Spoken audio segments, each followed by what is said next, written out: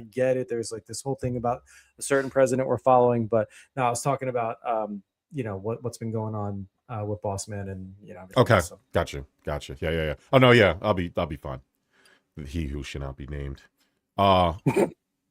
See, Bird, and I told I him, I know. said, listen, I'm gonna have a talk with Jerm. We're gonna Yeah. say we're staying away from some stuff, but The listen, problem is, okay. So here's my problem with the whole thing, and I'm not going people to say gotta anything. No, people. Well, yeah, that too. Here's my problem with the entire thing.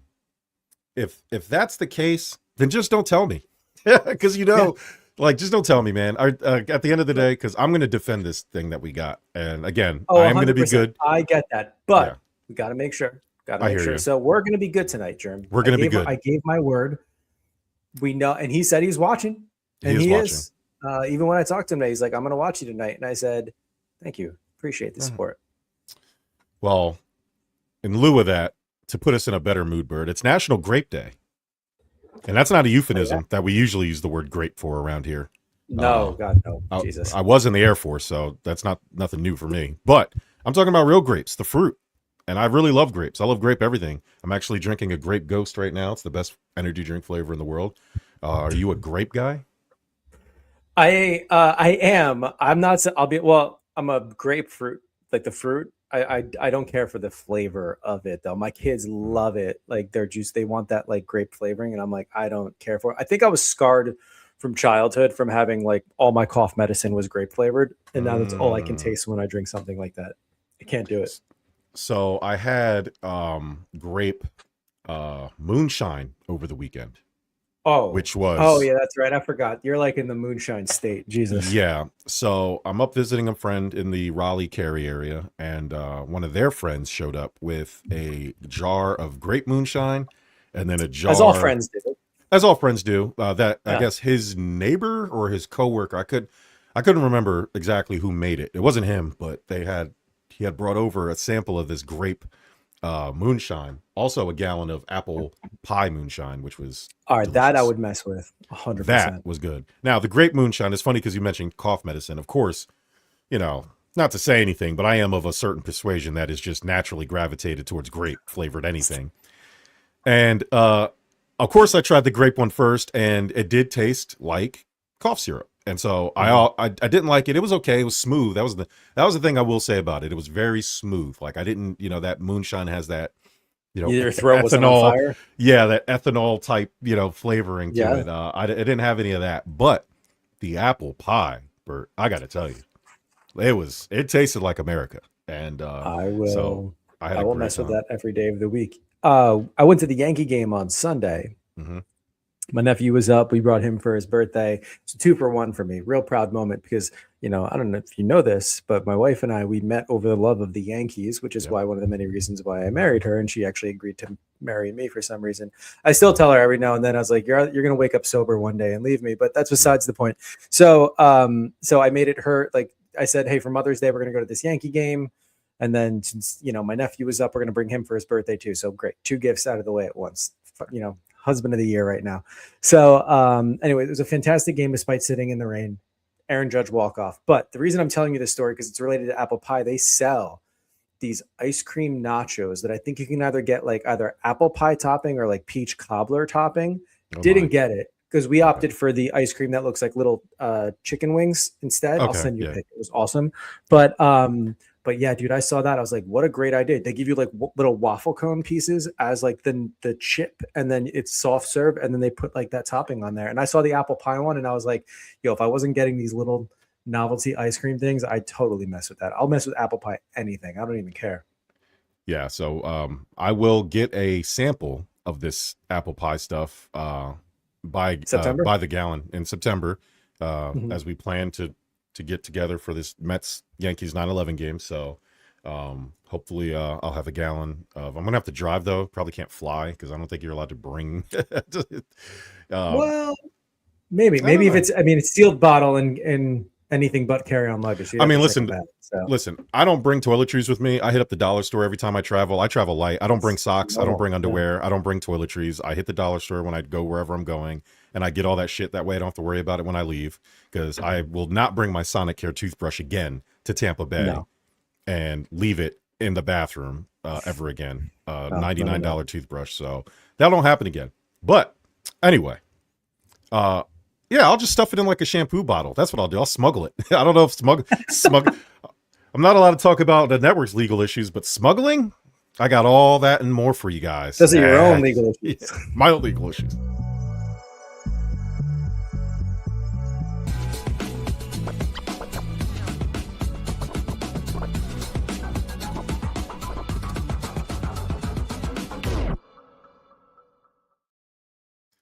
Sports. What's up, everybody? Welcome to Stuff About Sports, presented by the Give Us a Shot Network, powered by Fast Break Coffee, and sponsored, as always, Bert, by the haters.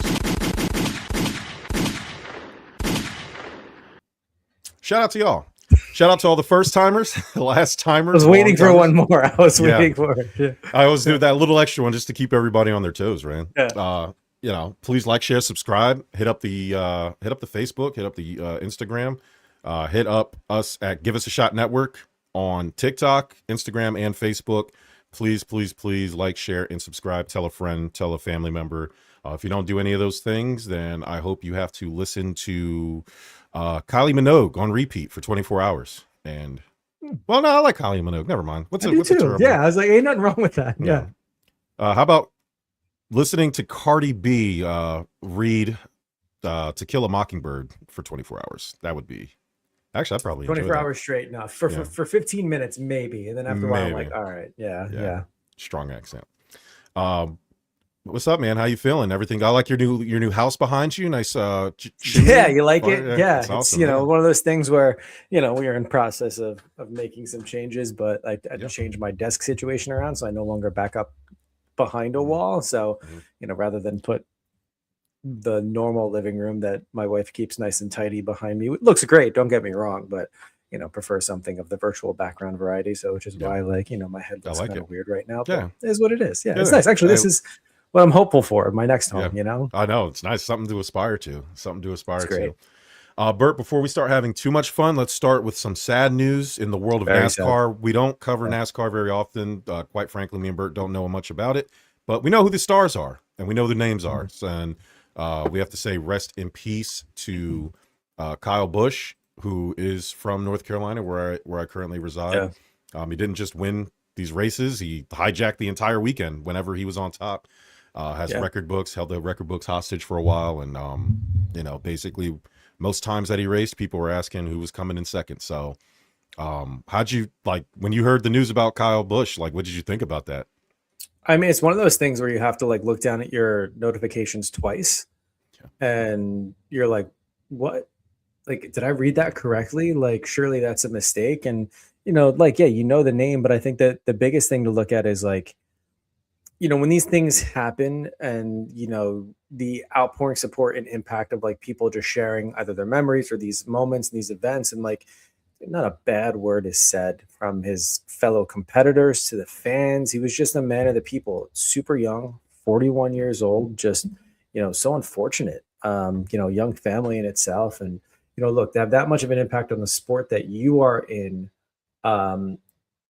shows what great of an athlete you are, but having an impact on the community that you are in just shows how good of a person you are all around. And I think that's, honestly, what most people will look at and remember too. So it's super sad. Yeah.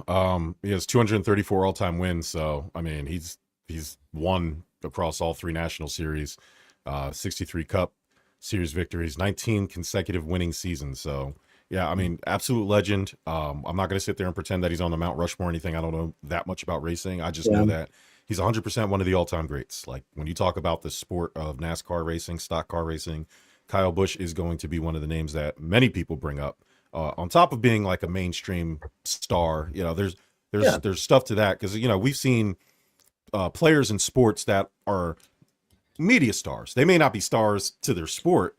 They're just they're maybe more famous than good. I think Kyle Busch is both. I think he was good, very good, obviously by the numbers, and of course, one of the more marketable stars that race had. So, very sad. Went in for a sinus thing, and then turned into what is common in hospitals. They nuke you to clean you up, but then leave you susceptible. But you're in a place that's full of sickness. So what happens? You get pneumonia, which is one of the most common, infections you can get. That turns into sepsis because your body is too weak to fight it off. And unfortunately, you die. Very common. That happened to my uncle after a lung transplant. Same way, same thing. He was fine one day, quickly deteriorated because he caught pneumonia, which got infected, which caused sepsis. Very sad. So rest in peace to Kyle Busch. I know the racing, I know the racing world is hurt by this. I live in North Carolina. I believe he's from Charlotte. I know he just won in Charlotte not too long ago. Another key or a lesson I guess you want to learn from his ordeal is when you don't feel well, go to the hospital. Like, don't wait. It sucks. This is not a criticism. This is just, hey, you know what your normal is. You know what you can tough out, but you also know what doesn't feel right. And if you don't feel right, please go get yourself checked out, because you never know, man. Like, you never know what's inside you and what's going on. So it's very unfortunate. And I feel so sorry. It was beautiful what they did for him, did for his kids at the end of the race. Everybody wearing the 18s and everything. He spent 15 years in that number 18 for Joe Gibbs and all them. So, shout out to him. Shout out to NASCAR. So yeah, rest in peace, Kyle Busch. All right, Bert, let's go through the good, bad, and fugly. There's a lot to sift through. It was hard to pick like one each. I kind of wanted to cheat, but I was trying to stay true to the game. But why don't you start with your good?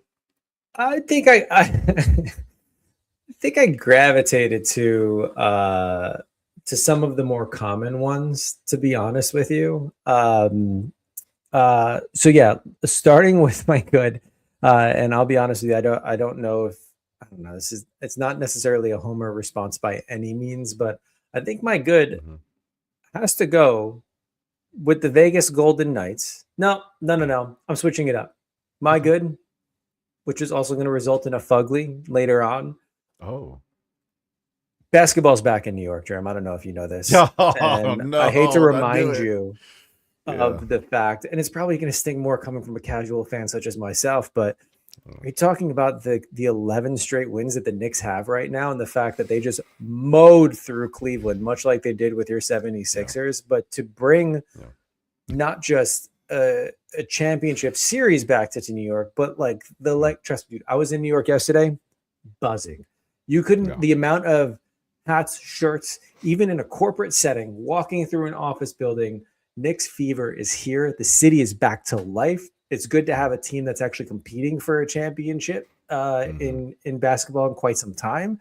So, my good has to go to the Knicks. They're on their way to the finals, currently awaiting who's going to face them. But, I mean, dude, you put it perfectly during and after the Philly series. Buzzsaw. Yeah. And even when they start out the games a little bit slow, like, you can't tell me game one against Cleveland wasn't one of those, like, they've had a lot of time off. I don't know if they have their legs under them, but man, since that fourth quarter, every single game since has been blowout. And like, it's exciting. It's exciting to watch dominant basketball. Now, I don't want to jinx anything. We all know you get to a certain point, especially this late when you're entering the finals, you have to stay focused. But man, it's been incredibly impressive. I'm trying not to jinx anything as much as possible because I do want to see a championship in New York, but it's just been impressive to watch. So my good certainly goes to the Knicks and just bringing a city together once again. Because a lot of my friends, a lot of my close personal friends, my brothers like you and some of the other people on the network, I have friends outside that are Knicks fans. I couldn't be a complete hater. Congratulations to the Knicks. The city deserves it, but you dog shit city fans don't deserve it. None of you deserve it. All of you are terrible people. You are. You're sore winners. I like Jalen Brunson. Yeah. And what's not to like? He just does it the right way. Okay. Thank you for saying that. As a Sixers fan, I shouldn't be saying this. And I know I'm about to make a lot of Sixers fans mad, but what else is new? Philly also has dog shit fans. Tyrese Maxey, if this ever reaches your ears, I hope you're watching the playoffs. You smiling, goofy fuck. Dapping up fans after playoff losses. Yeah. Laughing. Only one on the team laughing and joking around. like shit is sweet around here. I want you to pay attention to what eliminated you from the playoffs. I want you to pay attention to who is leading the New York Knicks past the Cleveland Cavaliers in the playoffs. Jalen Brunson, the only Knick I like, by the way. Yeah. That is Bert, what have I talked to you about players to lead teams? You need killers. A killer. Okay? Joel Embiid's a killer. The problem is he's hurt all the time, so you can't rely on him. Mm-hmm. Maxey is not a killer. He's good, very good. But when you look at Jalen Brunson, there's nothing that Jalen Brunson does physically, athletically, that's better than Tyrese Maxey to me. He might be a slightly better shooter, but their games are not, they're comparable. And I got to tell you, there's a different swag to Jalen Brunson that I like. He don't style. You can't tell if he likes his teammates. Like, that's what I like. That's what I want to see from the leader of my team. So to watch New York, and you're right, I'll switch my good. My good doesn't really matter. It was the Canes. The Canes are well. They're fine. They haven't even won the series yet, but I wanted to give them some props and shout out hockey. And I really didn't want to shout out the Knicks. And I hate OKC. And I was going to give it to the Spurs, but the Spurs just fucking lost. So I don't even know if they're going to win the series. So, like, by default, I kind of have to give it to the Knicks. So I was going to go with hockey. But I'll give it to the Knicks. You know what? It's cool, man. Like, they are a buzzsaw. Like, they are winning. They're 11. It's hard. It's hard to, undefeated in the playoffs, right? Is that like, no, they're not undefeated. They lost a game. No, to the Sixers. 11 I'm talking in a about row. they're 11 in a row. That's what it is. Yeah, Yeah. Sorry about that. That's a franchise record. Like, they had 43 points off their bench. Like, it's, it's insane. So, what did they have in game 4? What did they hold at least like a 20-point lead for 2 quarters? It was something insane like that. Yeah. And they have a record for most 20-point wins in the playoffs in the overall. Like, it's, they are a buzzsaw. They have a really, I don't know if they're better than this. Like, I don't know who you would rather play if you were New York. Like, I don't know if you'd rather play the Spurs or OKC. I don't think they match up very well against either one of them. But they're playing so well that right now that I don't even think it matters. Like, I think, like, no matter who they play, you have to respect and give them a chance to win. I think they would probably much rather play OKC because I think they can defend them. I don't know what you can do for Wemby if you're New York, but like, Cat's there, but I don't know if Cat can defend him. I just don't. But yeah, the Knicks, they annoy me. I love Jalen Brunson. Well, the Knicks don't annoy me. The fans, excuse me, the fans do. The fans annoy the shit out of me, and I hate them. As we should. New York fans are the worst in the best ways possible. I mean that wholeheartedly. As well. I text my boy LJ. I said, "Hey, congratulations," because you would congratulate me. You're a New York Knicks fan, but I'm a big hater, and I hope you don't win a game. Like, I hope you get swept. However, I'm glad you made it for the city. Like, it is a big, just reaching it is a big accomplishment, but by no means am I rooting for the Knicks in any capacity. I hope they get swept, and I hope it's terrible, and I hope it's embarrassing, but congrats to them. Shout out to them.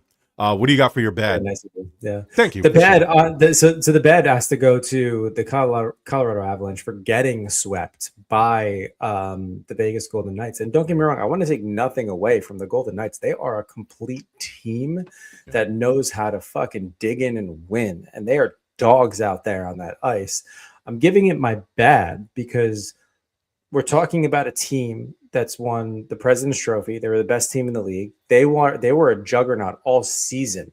In December, they were talking about the Avalanche going to the finals and how it didn't look like they were going to lose because by December, they had only lost, I think, 2 games in regulation. Yeah. They only lost 16 games in regulation throughout an 82-game season in itself, similar to the NBA. So for them to breeze through the first 2 rounds and then get absolutely slaughtered by Vegas has to be a bad. And I mean, we're talking about a team where in game 2, I believe it was either 2 or 3, where they were leading the majority of the game. But rest assured, what do I always say, Jerm? Comes down to consistent goaltending in the playoffs. And, when they showed a weakness, Vegas jumped on it and made them pay. And last night they finished out 1-2-1, completed the sweep. Vegas is moving on to the Stanley Cup Finals, waiting to see who moves on from the Canes and Montreal series. But man, It has to get my bad. I think, look, anytime you're swept as a team that has led during the regular season and has honestly been a force as they've been, honestly, they're lucky they didn't get a Fugly. And I don't think it's anything to do with effort. I just think a lot of the bigger players, i.e. like Kel McCarr, Nathan McKinnon somewhat showing up too. I just don't think they were as dominant or as much of a presence as they thought they were going to be, and Vegas found a way to shut them down. So they're getting my bad. Hats off to the Vegas Golden Knights going back to the Stanley Cup Finals. This is the second time in 3 years, I think. I think 3 years is when they won it last time. Yeah, because they beat the Panthers. So they're going back, and honestly, they're looking pretty good. So if I were an Eastern team, whether it's the Canadiens or the Hurricanes, one way or another, I'm going to be a little bit nervous to play the Golden Knights. Bert, death, taxes, James Harden come up short in the playoffs. I mean, I love to say I told you so. It's my favorite thing. It's my favorite thing. I was never worried about the Cleveland Cavaliers advancing. The Knicks were always going to win because James Harden's on the team, but there's a new wrinkle to this story, Bert. That's head coach Kenny Atkinson, your guy, trying to claim moral analytic victories down 3-0. Literally the most pathetic, soft spreadsheet brain nonsense I've heard in my life. What are you talking about? You know what the real number is? 0-4. The actual literal non-analytical win-loss record that you have. Not the moral win-loss record that you have, because now you're out of the playoffs. So, I mean, I hope those Excel spreadsheets, maybe you should print them out and go hug them, because you're at home now. It's insane that he did. So, once he came, like, that team flat out quit. It was bad. Like, they flat out quit on that team. And they really should get my Fugly, but I want to be a hater on my Fugly. But,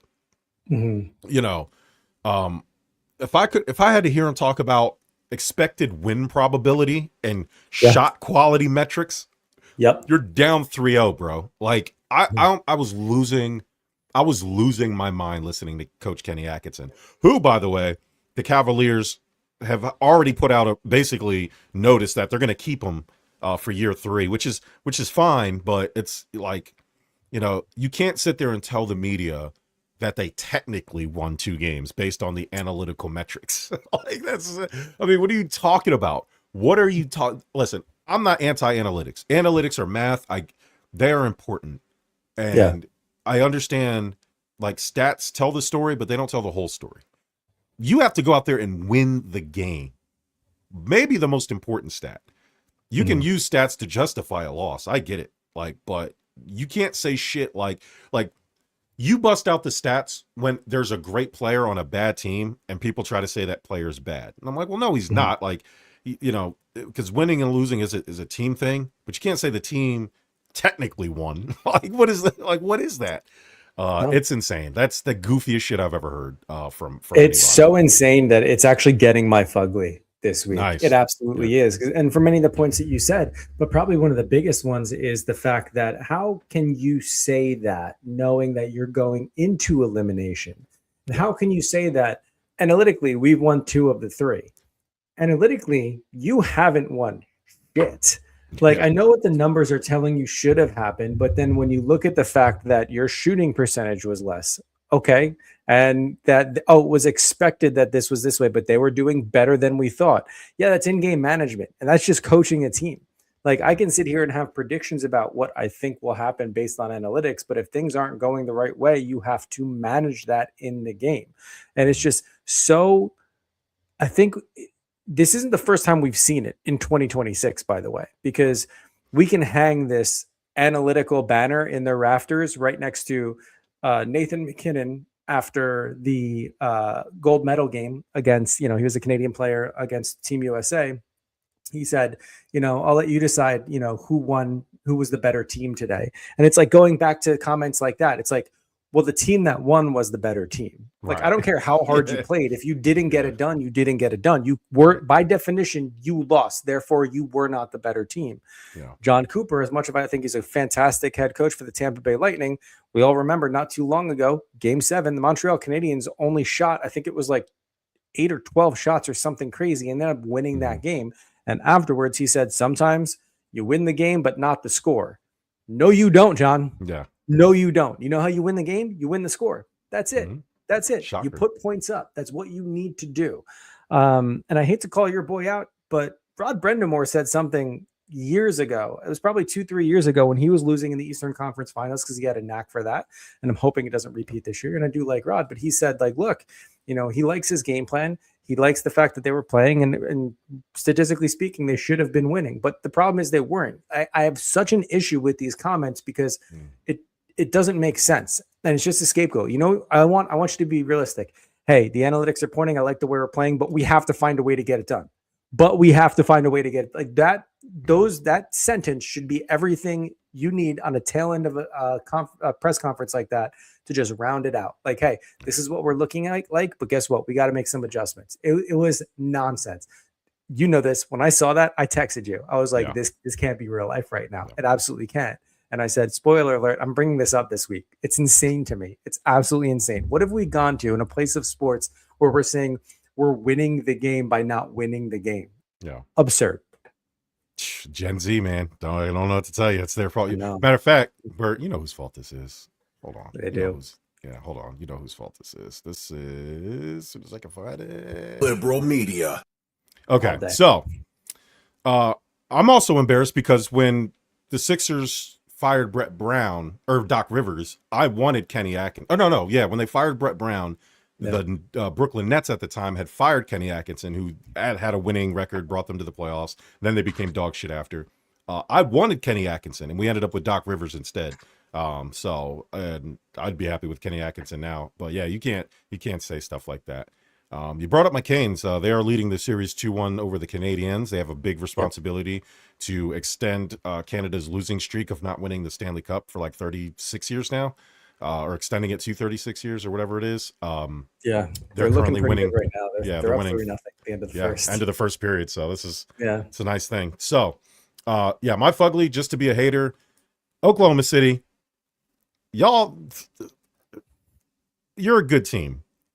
These theatrics, all right, this delusion of grandeur that you're a good team is enough. Okay. We went viral this week, Bert, on the page because we called out SGA's flopping.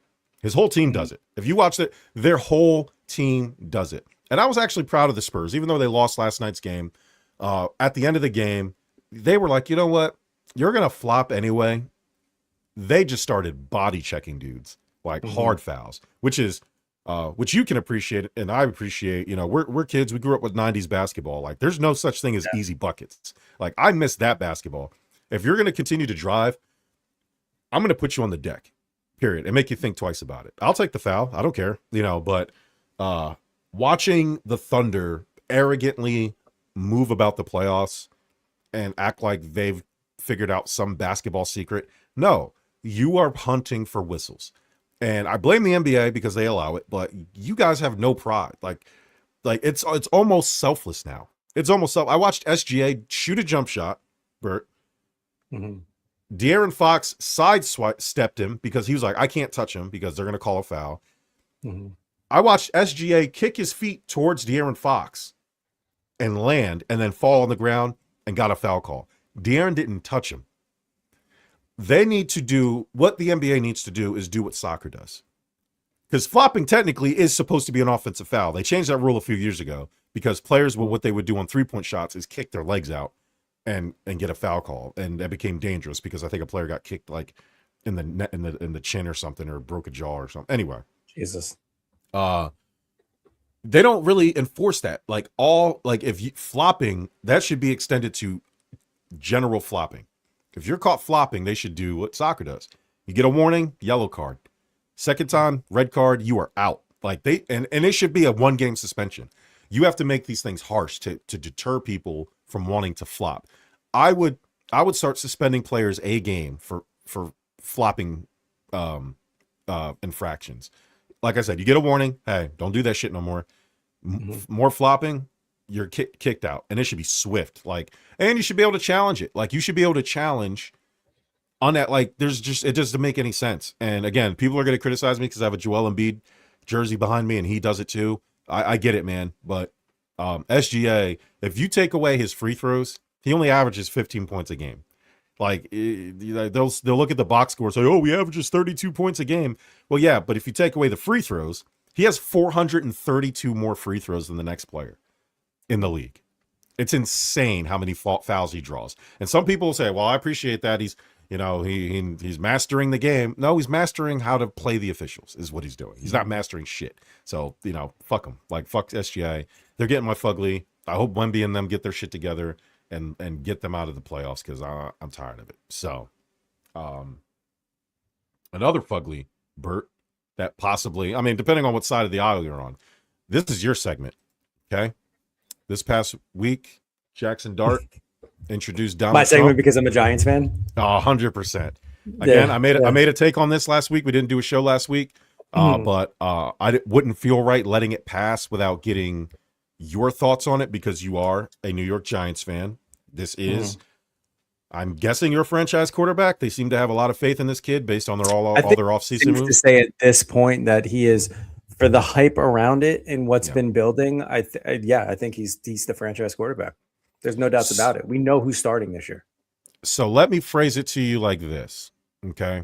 Because if you look at the big picture, and take a deep breath, and strip away all the screaming heads on television and look at this situation for what it actually is. Okay. So last Friday, young franchise quarterback, Giants franchise quarterback, went up to New York, went to suffer in New York, introduced Donald Trump, President Donald Trump, and everybody, brains exploded. So he's a 22-year-old kid. Let's preface everything like that. And mainstream media wants you to believe Jaxson Dart basically threw a grenade into his locker room. Court of public opinion is always right, apparently, or always has something to say.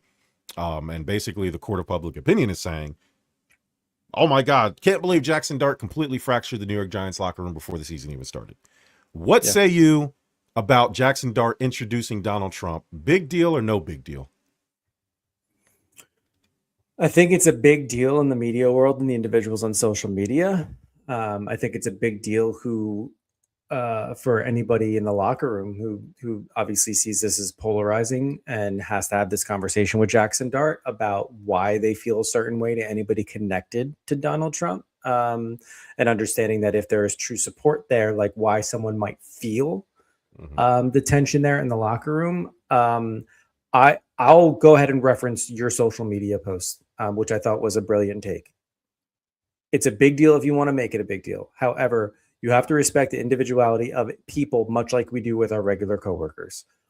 I may work with individuals that support them. That's fine.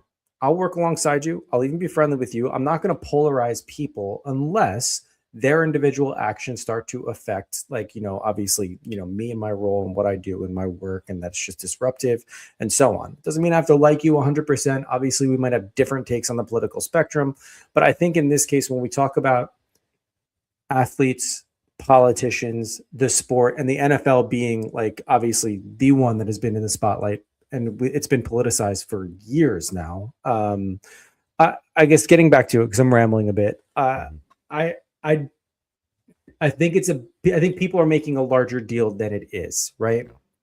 Am I happy about it? No, on many levels. Personally, don't really care for it, but I'd be that way, honestly, if for any athlete that was of a team that I was supporting that was introducing any type of political figure. I for me, just want to keep that shit separate, because I always know that this commentary comes after it, and this debate comes after it, and then there's always the individuals might tear apart the locker room. It's like everything we just saw with Carter and Dart and so on.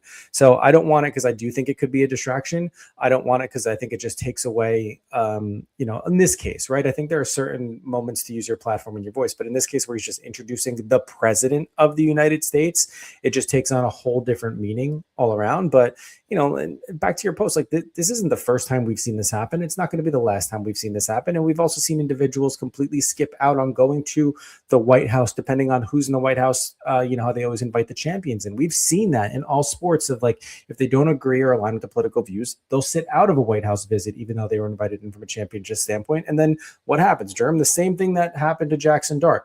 The media blows up about it. Why did Tim Thomas not elect to not go to the White House when Obama was in the White House? What's going on there? And they blew up. So again, it happens on both sides, Republican and Democrat. I get that. I just don't like it because He is 22 years old. I do think in today's political climate, someone from the PR team should have been like, this probably isn't the best look. Maybe we should chill, unless it was a favor for a coach or ownership or so on. And he felt as though he needed to go. I think in a couple weeks' time, no one's going to care. And just like you had mentioned too, once the season starts, no one's going to care. And I understand that there were a lot of Giant fans out there that spoke up about, I'm still going to boo him. I don't want to support him anymore. That's fine. Boo away. Don't support him all you want. But like, I just don't understand why you have to carry out like this even more. Like if he agrees with these views, these are his views, get past it. Let him do his job and go from there. It's just, I don't think it should be as big of a deal as it is, but everything is completely heightened right now. And, we saw the effects in the locker room. We saw the effects between Jaxson Dart and Carter. And it's just like, they apparently had a conversation, put it to rest, and they're moving on. So everybody else should move along with it. That was a long ramble. I think it's just, me saying like, it's a big deal to some. It's not a big deal to most. And honestly, at the end of the day, for me, like I disagree with it, but to the same point, I can kind of separate and know the fact that like, this isn't 100% a representation of who he is and his character. You cannot deal in absolutes. You cannot think anybody that just 100% agrees with this political side has to be a complete POS. Now, there are cases out there where we've seen sometimes they are, but like I like to give benefit of the doubt in thinking, and this is both sides. Like if you support a certain person, I'm hoping you're not 100% POS and go from there. I hate it when people like, automatically think, oh, well, that's him. That's his personality. Now I cannot support him. So, and that was kind of the point of the post. And of course, not that I love stirring the pot, so I just let them get it off. But a lot of people clearly didn't understand what I was saying. This wasn't a support or defense or a prosecution of anything that Jaxson Dart was doing. Like you said, it boils down to a guy has a political view and he's allowed to have it just because it doesn't align with yours or your idea of what he should be. If you want people to be okay with you shaking hands and happy for Obama, but then you get mad when somebody's out there supporting Trump. It doesn't work that way. Yeah. Again, you have to be mature enough to say, you know what? I like to judge people on their individuality, Bert. You know me for a long time. I don't care what your politics are. You're wrong, but I still love you. Like that's the way it should. But that's 100%. The way it should be. We can agree to disagree. Right. We both feel that way. Like you think I'm wrong. That's the reason why politics and these parties exist. Like you think I'm wrong or I think you're wrong. But at the end of the day, that isn't who you are. Your political, whatever side you politically stand by, doesn't define you as an individual, because you could be a shitty person. I know shitty Democrats and I know shitty Republicans and I know great Democrats and I know great Republicans, because at the end of the day, you're an individual. And again, I heard obviously Eagles fans want to chirp in. I didn't hear all that shit when Saquon was out there hanging out with Trump last year. What's up with that? Like, you know what I mean? So it's like, crazy. Look, I agree with you. Like, I mean, I know people that support red. I know some people that support blue, and like, I know people that support red and denounce what the current president. They don't like that too. I don't think supporting one party or another. I do think it's also worth mentioning, because you mentioned his age, 22 years old. We all know that that's not a mature age. When you're 22, you think you know it all, but you don't. We now know that the brain doesn't fully develop until you're 25. Right. But what I'm getting at is, you're a young athlete, you're a star athlete, you're only 22 years old. And regardless, like, you've been asked to introduce the president of the United States. Yeah. I do think that's a very difficult position to be in, because it's just so extreme. If you decline it, there's backlash. It's going to come out, things are happening, and who knows? I mean, who knows what might happen, right? You don't want to appear to be that guy of like, I don't really like, and if you do it because it's the president of the United States, there's even more backlash. So I think it's a very difficult position to be in, which is why I'm kind of almost mad that either no one on his team or the Giants kind of shut it down by saying, maybe we can find someone else, maybe, but you have to look maybe Josh Allen's free. I don't know. Maybe Josh Allen probably would go up there too. But you got to remember, you mentioned it a little bit earlier. You hinted at it. Like, look who his owner is. Look who his coach is. They are both very good friends with Donald Trump. He's 22 years old on top of it. So for all we know, he was forced to do it. It didn't look forced, because if you go back and look at his history, look where he's from, where he grew up, where he went to college, and some of the stuff he's posted about in the past. He clearly, he feels the same way about Trump that a lot of you feel about Obama, which is fine. That's the whole point. Like, nobody has to think like you, and you can say what you want personally about Trump, but there's a reason why he's become the president twice. There's a reason why there's a large population that likes him, and they feel, for whatever their reasons are, even though you don't understand them, obviously you don't need to understand them because you're not on that side. You know, just like they didn't understand your feelings about the Democratic leader, that whoever that Biden, Obama, whoever. Biden. And so, you know, the point is, people are allowed to do this. He's a 22-year-old kid who got to introduce the president of the United States. Let's forget about who it is. Let's forget about all that. You're 22 and they said, hey, we want you to go introduce the president. That's cool. It's just a bonus for him because that happens to be his guy. I don't understand athletes who don't go to the White House. What do you mean you're not going to the White House? That's just because Trump is in there, like, it's the White House. I want to go see where Abraham Lincoln, Biden, or Obama, or Bush. Like, we in every single term we've had athletes opt out of going there. It has happened, guaranteed. It's dumb. But I do want to focus on the fact that I know a lot of people will connect, like, well, if you're willing to introduce him, you must have to stand by his every word. And I'll make the point I made again. Like, I know individuals who are Republican that don't agree 100% with what Trump is doing, and I think that's okay. That's what politics are. Everybody's acting like Jaxson Dart literally got on Twitter and went on a hate speech rant. He just introduced the president of the United States. And I'm not taking away in the fact that I know that means something to a lot of people. And it might even mean something for him, whether it's negative or positive. But like, we should not judge and or vilify him as though it's the same as getting on a platform and speaking a hateful rhetoric, when really it was just the introduction of the president. And look, I understand how you can connect the two. I'm not saying that, like, don't do that. You can take it however you want. I do think in this particular case, like, we got to take a step back here. And for me as a Giant fan, like, hey man, as long as he's fine with it, organization's fine with it, and it's not causing a stir in the locker room. Like, this may sound dumb and selfish of me, but like, dude, as long as everything's good with the team, everybody's working together, then I'm good. Let's get the season started. I don't want to distract from football. That's what he does, you know? Yeah. I mean, when the season starts and he's converting 3rd and 12s and he's scoring touchdowns and he's dancing in the end zone, nobody's going to give a shit. So yeah, no. Dude, and once camp starts, no one's going to care. Like, honestly, this is going to blow over. It was a slow news week. So, yeah. Plain and simple. And it's Trump's big news. All right. Yeah. So let's go. The New York Mets lost again. Shocker. But now it's starting. The hot seat on Mendoza is starting to heat up. I don't know who's a bigger disappointment in the MLB than the Mets. Maybe the Red Sox. I can't really think of one that I would. Well, at least the Red Sox took action, though. Right, exactly. The Red Sox decided to do something. So, fair or foul, Bert, is it time for the Mets to fire Carlos Mendoza, see if they can salvage the season? I think that's 100% fair. Yeah. There are managers that have been fired for less, right? And we're talking about a team with, what is it, the second highest payroll in baseball?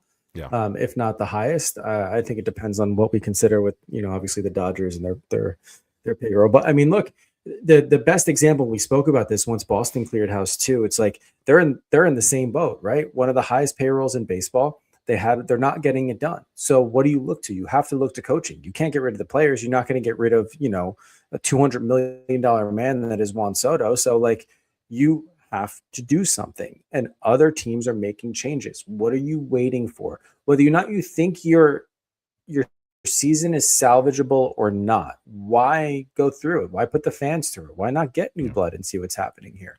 So I do think it's time for a change. The fans have been calling it for a while, and honestly, the lack of willing to change, you have to blame Steve Cohen, but at the same point, like, what do you know that we don't, and why are you holding out for so long? Like, to me, it's not adding up. And if anything, you have to do it for the organization, because, eventually the fans are going to get sick and tired of this. I mean, I'm not doing this to rag on Mets fans or anything, but like, 86 was a long time ago, my guy. Yeah. And I understand you've had some competitive years. You've also lost 2 World Series within the past 4 decades too, when it comes down to the Subway Series against the Yankees. And then, of course, unfortunately, and I was pulling for the Mets when you guys faced Kansas City in, was it 2015? Mm-hmm. So it's, for me, it's like, I almost want you to be competitive again, because that's fun for baseball. When the Subway Series happened a couple weeks ago, you guys came back and beat up the Yanks. That was fun. that's right. That was last week because that's why you dogged me when I couldn't do Yep. last week. You You're like, show oh, us you're that, oh, scared, ducking, right? huh? Yeah, Yeah, yeah, ducking, yeah. huh? So I think it's time. A Yeah. change needs to happen. It might be good for the clubhouse, but it's long overstayed his welcome for mediocre baseball, especially with the talent that you have. And say what you want, and letting obviously Pete walk last year and so on. And look, reports have come out that maybe they're over betting on analytics. Here we go again, Jerm, with the analytics. But no, I mean, Nerds. at what point are you like, no, we're sick of this? You're gone. Yeah, I'm sick of these nerds with these David Stearns with his analytics. You want some analytics? 73 and 89 over the last 162 games of the Mets. Yeah. Okay. That's 18th in Major League Baseball in that course of time. Mm-hmm. That's not elite. That's not what you're paying for. Mendoza, I get there's been some injuries. That sucks. But you're playing uninspired, losing baseball, bro. You don't even have a winning record at home. You're not doing anything well. Like it's nothing, and you're not making any adjustments. That's the other problem that I'm having. They just started this week. They had the little baby Mets thing that they finally started trying, and but when you're reaching and you're calling up players, not a great sign. It's not a great thing when you're doing that this early in the season. You're right. The Red Sox at least did something, and the other problem is that I have with it is, why wouldn't you do it? You didn't pick up his 2027 option. So it was already a lame duck season anyway. Yeah. So if you're not interested in picking up his option, or you weren't sold on him enough to pick up his option before, you think this continuous losing is going to, what is he going to do now? Like, he's going to go on a miraculous winning streak, and then you're going to be like, oh, I guess we should keep him. No, you didn't believe in him. He's not, it's just not working, man. Like, just cut the losses. The season is over. Like, I don't give a fuck what the Mets do. Like, this season is over, dog. Like, I just, if I was them, I would just finish the tank. I don't know. Like, I would just call up everybody, man. Soto, sit down. Lindor, sit down. Everybody sit down. Like, we're gonna lose. We need to figure this thing out. I don't know what the plan is, and that's never a good thing as a fan, because if you listen to the players, they think that everything is okay. They've just been unlucky. There's no such thing as luck. Don't let nobody fool you into that shit. There's no such thing as luck. If you are good and you are playing well, you will win games. You are not playing well, and you are not good, and the coach is not good, and everybody knows it, and everybody is quitting. That is what's happening. And it's hard when you're losing to get momentum, to start winning. And there have been flashes, and that's great, but when you can't sustain it, that's on the coach. Like, that's his job to harness that stuff, and it's just not it's not working. What he's doing is throwing darts at a dartboard. That's what's happening. That's not coaching. Anybody could do that. So just get him out of here. It is completely fair for the Mets to move on from Mendoza. Yeah, I mean, I also think it's slightly unfair to him, but to the same point, I mean, the Mets kind of created this when you literally signed the biggest star in baseball to the largest contract in baseball. I would expect results, much like the Dodgers happened. Like when they signed Shohei their first year, what did we say on this podcast, Jerm? If it's anything less than a World Series, it's a failure for how much you're paying them, despite whatever deferred payment argument you want to make. And guess what happened that season, Jerm? They won the World Series. And I'm pretty sure that was against my Yankees too. So I'm sad about that. But in any event, once Juan Soto signed with the Mets, what did I say? If you don't do what Shohei did in the first 3 years, it is a failure by all accounts. And I understand between Jeff McCann and Pete Alonso, like, your supporting cast is deteriorating, but to the same point, like, you have to make it up somehow. So is it up to the manager? Day to day, yes. Is it also up to the GM? Absolutely. You have to build a team, and a deep team, including a farm system, that'll get it done. And maybe, who knows, maybe Mendoza's getting a raw deal. But at the end of the day, if you're not getting it done, guess who's the first to go, Jerm? The manager. Yeah. Oh, well, sure. Comes with the job. You want the price tag, you got to deal with everything that comes with it. So sorry, you can take your millions and go cry elsewhere, which he's going to get another job somewhere else. Yeah. So go be a bench coach for Boston, like do what you need to do. But yeah, I think, dude, time, that. I don't know. Maybe they're waiting for the All-Star break. Maybe they're waiting another month. I don't know. Maybe they're using that to gauge, like, all right, let's see what June brings, and then into July we'll know that we're even more out of it than we are. Who knows? Maybe they'll be close enough, knowing that they're in a horrible division, right? I mean, I don't know. We'll see. We'll see. I'm not a fan. Hang in there, bud. Save us, Joe Girardi. You're our only hope. All right. Bert, let's finish on some fun stuff. A little over-under properly rated. We haven't played this in a while. Love it. Took a flight to Tampa, sat in the old airport lounge.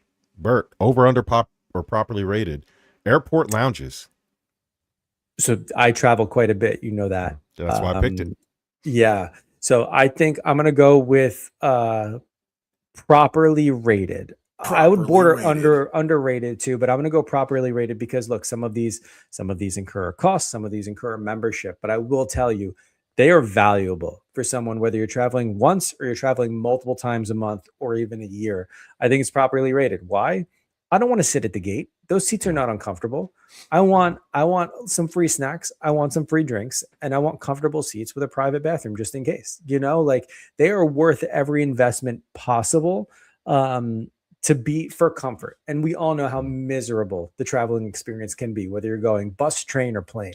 So it's, it just makes it that much better, which is why I'm saying properly rated. I know some people are fine, taking your shoes off, finding a corner of the airport, using your bag as a pillow. If that's you, you do you, boo. But for me, I want the luxury of an airport lounge. So I will say, because I kind of cheated here. I use the USO. They let me and my wife go in there. Now, typically they save it for active duty, but this one let me because we were early. I'm telling you something. If I'm working that desk, I'm not letting it. And if you say, "Hey, I'm a veteran," have fun. Yeah, I'm not. So this guy was cool. Yeah. The guy, I've been to some where they were like it's only active duty, and I've been to some where they let veterans in. And we caught a flight early enough that nobody was in there, so he just let us chill out. So I will say USO lounges are properly rated. But I will say in general, airport lounges are overrated, Bert. Interesting. Depending on where, like, again, because some of the prices to get into some of them too are like astronomical for some lukewarm scrambled eggs.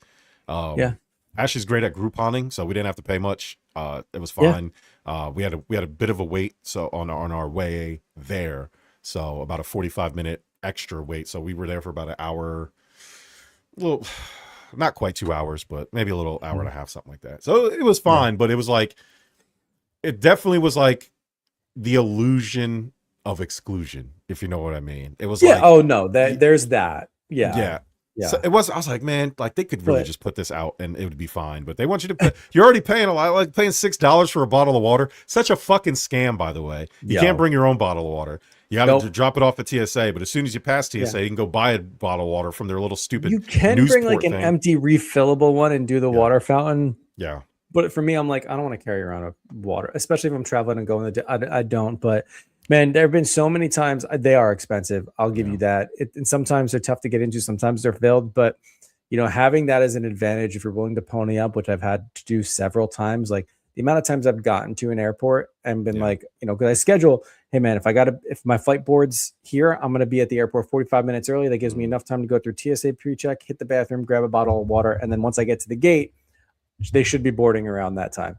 But the amount of times I've done that, gotten through security and then gotten a notification on my phone like, yo, you're delayed 2 hours. I'm like, come on, man. I don't want to be sitting around for this. So that's why the airport lounge comes in clutch. Here's a little travel tip for all you travelers out there. Bring your empty water bottle, bring some Mio or some type of water enhancer in your carry-on. And then that way, that's what we did. We had about 2 or 3 Mios. They're under the ounces limit. And just use that water, and then you could flavor it up any way you want. So that's what I do.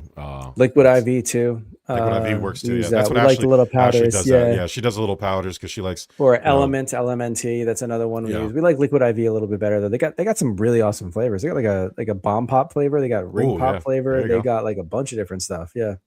I'm cheap. I got the Kool-Aid Mio. I got I had the Kool-Aid orange Kool-Aid, and then I had the Walmart brand of, it was like a strawberry pineapple energy one, which is delicious. And then the raspberry black tea is also delicious. So we had those 3. And that's been my thing. I carry them in my car now.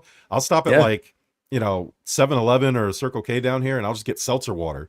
I'll just put Mio in it, so I get that carbonation of whatever flavor I want. I have grape and orange and strawberry watermelon. It's delicious, bro. It's so. If It's anything, this speaks to the unhealthy habits of Americans of that we have to flavor our water in order. I know. I can't even drink water no more. It's terrible. But yeah, that's the thing. Like it's what we have to do. Listen, sorry. Next one, Bert. Toast. Oh yeah, dude, this is underrated. Do you know how versatile toast is? Yeah. Are you kidding me? Yeah. Just butter, brilliant. Peanut butter, yeah. Maybe peanut butter, some banana and honey, drizzle on it, 100%. Or, you're like me. I saw you squatting 405 today, even with the skinny 45s on there. Thank Okay. you. So I know you need your protein. Toast, a little bit of cottage cheese on there, some red pepper flakes on top of that too. Now you got a nice little high protein packed toast. Love that stuff. So toast, 100% underrated, solely for versatility alone. Love bread, love crunch, love topping it with anything. Like, come on. I mean, millennials, we know the craze around avocado toast.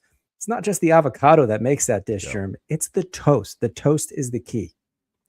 I agree with you. Toast is underrated. 100%.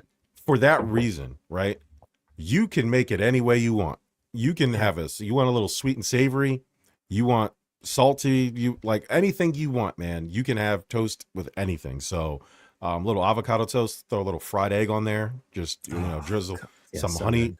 Oh, so good. Like that's a nice. Sometimes I have some dessert toast. It's a little cream cheese with some grape jelly on it too. There it is. Yeah. I'm a big honey butter guy, little melted butter, drizzle some honey. Or back in the day we used to do butter with excuse me, cinnamon sugar, like make your own cinnamon sugar. Yep. Oh yeah, toast is 100% underrated. I think it's just one of those things. Like they give you toast at the diner, and it's like always the last thing on the plate. We went out to eat the other day, and literally all the tables around us didn't eat their toast. I'm like, man, has toast died? Like I used to love that. That used to be the first thing I ate. Dude, that's the best part. Look, being in Jersey, the diner toast too, they bring that stack of toast and the amount of butter they put in between each slice, where to the point where it's still crispy, but all you taste is butter in that bite. Like that's the best part of eating at a diner. You order eggs and toast and they stack it there. Oh, heaven on earth. Beautiful. Beautiful. Last one, Bert. Eating outside. Ashley's eating outside no, it's overrated. It's absolutely overrated. I have a caveat to this though, but let me get to why it's overrated. I don't need to eat in the wilderness. Whether it's on a patio at a restaurant, I don't care. I don't care for it. The bugs, and don't get me wrong, I'm an outdoorsy guy. I love being outdoors. I love the sunshine on my face, but I just want to eat in a place that's cool without me sweating or getting sunburned. That's just when I eat. That's it. I'll go outside afterwards, but I do not want to. I don't want to be bothered by bugs. I don't want to be bothered by this sounds so soft of me. Yeah. I don't need traffic driving by. I don't need distracting noises. I just want to eat with a cool fan in my face or some sort of climate controlled environment. That's it. Now, eating outside is overrated. Drinking outside, underrated. You want to give me a nice bar with a terrace? Yeah, I'll have a drink. Yeah. Why is it different? I don't know, but I know nobody will argue with me on this because it is different. Eating outside versus drinking outside, completely different. Completely different. Yeah, I don't want my food. Eating outside is 100% overrated. My wife loves eating outside, and I tell her every time, I don't want to do this because the wind is just a little bit too windy. You're not going to like it. The down here now, the bugs are starting to come out. And of course, we can't even get the appetizers out before she's like, yeah, let's go inside. I'm like, now we have to inconvenience the I was like, I told you, eating outside sucks. There's nothing good about it. And I don't like, even if it's in a covered area, like some of these areas have like the covered outside area. That's not outside to me.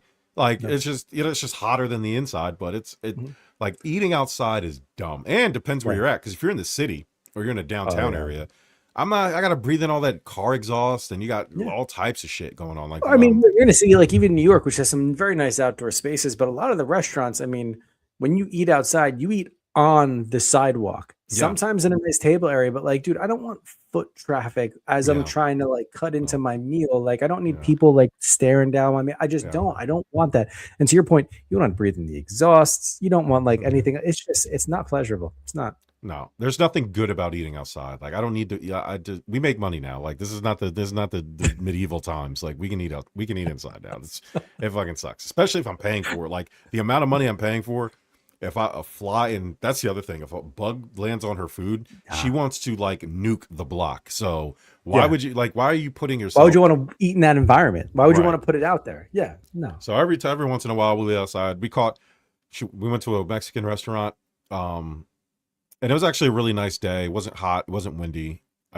I caved in and ate outside, and it at that time turned out to be fun. But I'm telling you, 9 times out of 10, it was still a little too hot for me. In terms of like I was sweating, but I sweat anyway, just naturally. But I do not enjoy eating outside at all in any capacity. There was a restaurant. Now this is the other caveat I had. One of our anniversaries, I believe it was like 2 or 3 years ago. There was an Italian restaurant downtown that had a second story dining, and then on the outside they had like the old New York style like graded balconies where it was just like your window, so they had a door, and then there was like a 2-person table, and you were on the balcony on the second floor overlooking the water. That was nice because now again, I think I know that spot you're talking about. I think that's in Wilmington. Yes, you know, I walked by that restaurant. Yep. I looked up and I was it's like right on the water there, right? Yep. Yeah, I looked up and I looked at Laura and I was just like, that actually looks pretty cool. Yeah, it was cool. It was very good. Yeah. The best, they brought water out of this glass. It tasted like it was like a melted glacier. I don't know what that water was. I'm sure it was just cold tap water. It tasted so good. I was like, yo, can I get a bottle of this? Y'all sell this? But yeah, anyway, that's also a caveat. I dropped my fork down onto the street, which was not fun, but not fun for anybody below. No. Not below. Luckily, hilarious for you though. Yeah. Luckily, I wasn't. Luckily I wasn't busy where there wasn't a lot. Usually there's a lot of foot traffic, but when we went, it wasn't that bad. But yeah, that was it. Bert, do you have a game ball would you like to give out? I think I kept my game ball. I know we opened the show with this, but unfortunately, we've been giving out these game balls far too often so far this year. But like my game ball goes to Kyle Busch. Just continuing his remembrance and rest in peace. Yeah. Shout out Kyle Busch and his family, rest in peace, all that stuff. Mine's gonna go to Mitch Marner, Vegas Golden Knight forward, man. Like 21 points in 15 games. Like that's he's been a star. Insane. Like literally the driving force behind the Golden Knights sweeping the Colorado Avalanche, the President Trophy winning Colorado Avalanche. Him and Brett Howden. Brett Howden's having a great playoff run with the Golden Knights too, and so don't sleep on him like the Rangers did years ago and traded him away. So straight domination. There's nothing much to say. You leave the Leafs, and then the very next year, or the year that you leave, you're in the Stanley Cup final, which is hilarious. I'll be honest. Listen, Taylor Hall for my Hurricanes has been playing well too. The Canes overall have been playing well, but I got to be honest with you, I'm a little bit scared of Vegas, man. Like we'll see what happens. Hopefully, listen, we haven't seen the Hurricanes in a final in a long time. And if Rod can get this, I can now win the Eastern Conference, because got to remember, last 3 times he was in it, lost. 2 of those times he was swept. So if he can get this off of his back, I think he's a well coach. He's a good coach. He's got a well coached team, and they're nasty. But I mean, I kind of agree with you. Like, you got to be a little bit nervous with the way Vegas is playing right now. I mean, yeah, you talk about the New York Knicks being a buzzsaw in the NBA. The Golden Knights have been an absolute buzzsaw in hockey. So, but I agree with you. The Canes have had some really tough losses the last couple of years in the playoffs, and I think you're right. You get over the hump a little bit, you get that confidence. I think that obviously they have the talent to win. They've been doing it. They they didn't have a 3-week break in between playoff series, they dropped that first game against Montreal, but before then they had a record of 8 straight sweeping 2 times and 8 straight wins in the playoffs. So shit happens. So the last 2 games, it seems like they gotten their shit together. They're still up 3-0. Second period's about to end here in a couple minutes. So if they hold on tight, they'll have a 3-1 lead, and you got to feel pretty good if you're Rob Brindamore in the Carolina Hurricanes. So that's that. This was fun, man. Please like, share, subscribe again. Follow the Give Us a Shot Network on Instagram, Facebook, and TikTok, or visit www.giveusashot.network. Maybe we'll get into a little NFL now that the schedules are released. We'll have the post June 1st. Maybe we'll talk a little AJ Brown getting traded to the Bills. No, probably the Patriots, but I I saw his little list. He saw his little list of. He said the Bills, Patriots, or Chiefs is where he wants to go. So interesting. People still want to go to Kansas City. Yeah, I'll be. Yes. Yeah, we could talk about that later. I mean, I am. But Patrick Mahomes out there with his little robo leg throwing passes. Yeah. I mean, you got to feel good if you're a Kansas City fan. So shout out to them. Yeah, this was fun, Bert. To everybody, we'll check you out next week unless the Mets play the Yankees again and the Mets somehow win, and then Bert will make up. Make up some shit a reason why you can't. The week after that game in September, I'm going to be sick. I'm calling it now.